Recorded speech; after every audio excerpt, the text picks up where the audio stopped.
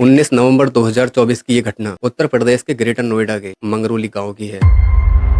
भाभी को माँ का दर्जा दिया जाता है और भाभी के लिए भी देवर एक बेटे की तरह होता है। इसलिए देवर भाभी के इस रिश्ते को माँ बेटे के रिश्ते के साथ कंपेयर किया जाता है। लेकिन आज के इस कलयुग में ना इन सभी रिश्तों को इस तरह से शर्मसार, इस तरह से कलंकित कर दिया है कि बहुत ज्यादा हर्ट होता है। ऐसी ही एक सच्ची कहानी है आज की, जिसमें 15 साल का लड़का अपनी भाभी के छोटे छोटे बच्चों को खिलाता था, उसके साथ हंसी मजाक करता था और स्कूल से आने के बाद अधिकतर टाइम वो अपनी भाभी के साथ ही स्पेंड करता था। इन दोनों को देखकर घर वालों को ये लगता था कि ये जो देवर भाभी का रिश्ता होता है ये एक ऐसा रिश्ता होता है यहाँ पर थोड़ी बहुत हंसी मजाक चल जाती है। बट उन्होंने कभी भी नेगेटिव सेंस से इस चीज को नहीं सोचा कि ये दोनों किस हद तक जा सकते हैं। अब ये दोनों ना जाने कब इस रिश्ते को भूलकर एक दूसरे से प्यार कर बैठे। अब ये प्यार इस हद तक पहुंच जाता है कि देवर अपनी भाभी के साथ शादी करने के लिए किसी भी हद तक जाने के लिए तैयार था, कुछ भी करने को तैयार था। इसलिए उसने अपने ही भाई की जान ले ली। गाइस, चलिए इस कहानी को शुरू से जानते हैं कि इसकी शुरुआत कहां से और कैसे हुई और इसका खात्मा किस तरह से हुआ। उससे पहले अगर आपने अभी तक चैनल सब्सक्राइब नहीं किया तो इसी तरह की रियल क्राइम स्टोरीज देखने के लिए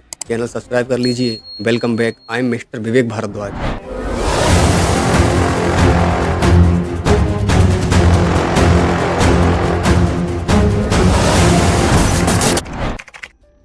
19 नवंबर की सुबह को जब गांव के कुछ लोग घूमने के लिए जा रहे होते हैं तो उन्हें रोड के किनारे पड़ी हुई एक खून से लथपथ डेड बॉडी दिखाई देती है।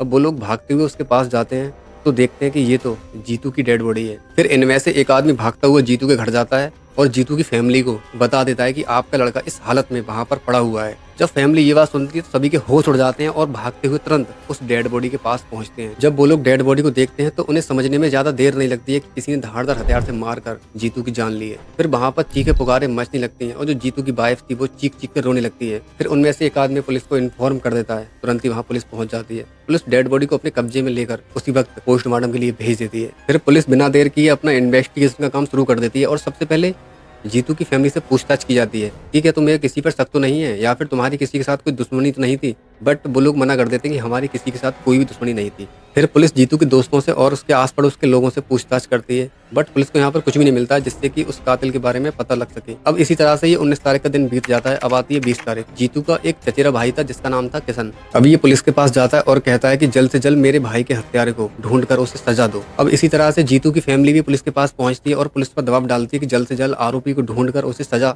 मिलनी चाहिए कि आखिर कौन है, किसने हमारे बेटे की जान ली है। अब ये जो जीतू का भाई था किशन, ये बार बार पुलिस के पास जा रहा था और पुलिस से बार बार यही कह रहा था कि जल्द से जल्द उस आरोपी को ढूंढकर उसे सजा दो, उसे सजा दो। लेकिन पुलिस भी कोई पागल नहीं है। पुलिस यहाँ पर उसकी बात को समझ जाती है कि आखिर ये बार बार क्यों आ रहा है। फिर पुलिस इस केस को नए एंगल से समझने की कोशिश करती है और पुलिस उसे थाने में ही रोक लेती है क्योंकि पुलिस को उस पर डाउट हो चुका था। फिर पुलिस वाले उससे सख्ती से पूछताछ करते हैं बट वो पुलिस को वहाँ कुछ भी नहीं बताता है। फिर पुलिस वाले उसका फोन छीनते हैं। जब उसका फोन चेक किया जाता है तो उसमें कुछ ऐसी चैटिंग थी जिसमें उसने किसी महिला से गंदी बातें की थी। फिर पुलिस किशन को वो फोन दिखाती है कि आखिरी चैटिंग किसकी है और ये महिला कौन है। तो वहां पर जीतू टूट जाता है और पुलिस को सब बता देता है कि ये मेरी भाभी है, यही है जीतू की वाइफ और मैं इनसे काफी ज्यादा प्यार करता हूँ। अब वो सारी की सारी हकीकत यहाँ पर बतानी शुरू करता है। पुलिस किशन से पूछती है कि क्या जीतू का मर्डर तुमने किया था? तो किशन कहता है कि हाँ, उसका मर्डर मैंने किया था। अब पुलिस वाले उससे कहते हैं कि जरा हमें डिटेल में बताओ कि आखिर तुमने ये सब कैसे और क्यों किया था। फिर जीतू बताता है कि मैं अपनी भाभी से काफी ज्यादा प्यार करता था। ये सिलसिला काफी महीनों से चल रहा था। अब हमारे बीच इतना प्यार था कि मैं अपनी भाभी से शादी करना चाह रहा था। फिर मैं सोच रहा था कि अगर मैं अपनी भाभी को पाना चाहता हूँ तो मुझे कैसे भी करके अपने भाई को अपने इस रास्ते से हटाना पड़ेगा। एक दिन मैं जीतू के साथ बैठकर ड्रिंक कर रहा था। अब जो मेरा फोन था वो जीतू के सामने रखा हुआ था। उसी वक्त अचानक से मेरी भाभी की वीडियो कॉल आती है।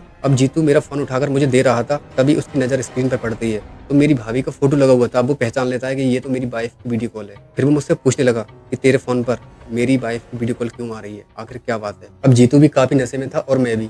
नशे में होने की वजह से मैंने अपने प्यार का इजहार कर दिया और उसे बता दिया कि मैं भाभी से बहुत प्यार करता हूँ, उनके साथ रहना चाहता हूँ। जब जीतू ने ये बात सुनी तो वो आग बबूला हो गया और मुझसे लड़ने लगा और मुझे डांटने लगा कि अगर तू मेरी वाइफ के पास आया या मैंने तुझे अपने घर के आसपास देख लिया तो देख लेना तेरा क्या होगा। और इसने घर जाकर भाभी को काफी ज्यादा मारा पीटा और उनसे मना कर दिया कि वो मुझसे बात नहीं करें। अब इस तरह से हमारी बात होनी बंद हो गई। मेरी भाभी भी इससे काफी ज्यादा परेशान थी क्योंकि ये रोजाना शराब पीकर मेरी भाभी को मारता था। ये मुझसे बिल्कुल भी बर्दाश्त नहीं होता था। फिर मैंने अपनी भाभी को बिना बताए 19 नवंबर की रात के 11 बजे के आसपास जब ये शराब पीकर आ रहा था, फिर मैंने अपने घर से चाकू ले जाकर की हत्या कर दी और घर आकर चुपचाप अपनी भाभी से बात करने लगा। फिर मेरी भाभी मुझसे कहने लगी कि आज वो नहीं आए, पता नहीं कहाँ चले। बट उन्हें क्या पता था कि मैं उन्हें मार कर आ रहा हूँ। भाभी और घरवाले पूरी रात उनका इंतजार करते रहते हैं बट वो लौट कर ही नहीं आते। फिर घरवाले सोचते हैं कि शायद ड्रिंक करने के बाद वो अपने किसी न किसी दोस्त के घर जाकर सो गया होगा। अब जैसे ही सुबह होती है, फिर सुबह को कुछ लोग घर आते हैं और बताते हैं कि इस तरह से तुम्हारे लड़के की लाश सड़क किनारे पड़ी हुई है। इस तरह से ये सारा मामला खुल जाता है। इस तरह से पुलिस के सामने किशन ने अपने इस पूरे गुनाह को कबूल कर लिया और जब जीतू की फैमिली को इस बात का पता लगता है कि जीतू का हत्यारा और कोई नहीं बल्कि उसी का भाई किशन है, तो सभी के सभी हैरान हो जाते हैं। और जो जीतू की वाइफ थी, जब उसे पता लगता है कि उसके पति की हत्या उसी के देवर ने की है, तो वो भी अपने आप को कोसती है कि मैंने क्या कर डाला। अगर मैं इस लड़के से प्यार नहीं करती तो आज मेरा पति मेरी आंखों के सामने होता। गाइस, आपकी इस केस को लेकर कोई भी राय हो तो कमेंट बॉक्स में जरूर देना और वीडियो पसंद आई तो एक लाइक कर देना। चलिए मिलते हैं नेक्स्ट वीडियो में। जय हिंद, जय भारत, वंदे मातरम। Thank you.